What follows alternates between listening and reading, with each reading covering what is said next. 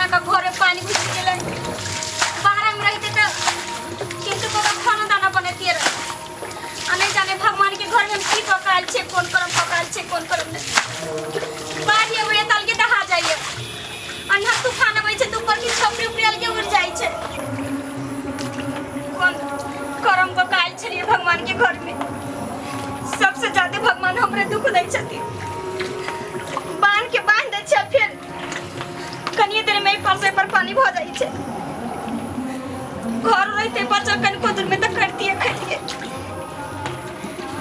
अन्हर तूफान आए तल के पानी तनी चार तरु धिया के लगल रहे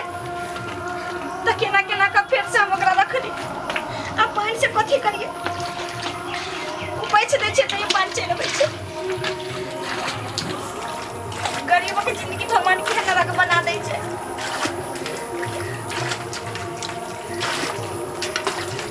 सब दिन के लगा पैसे दे छे त ये पर से बरचे लगे ये हकीकत भगवान के ककरो नहीं देवे के चाहिए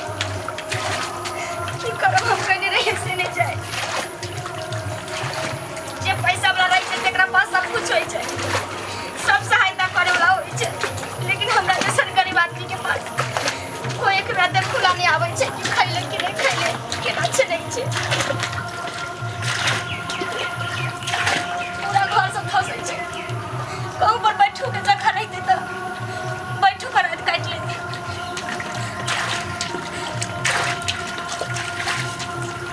भगवान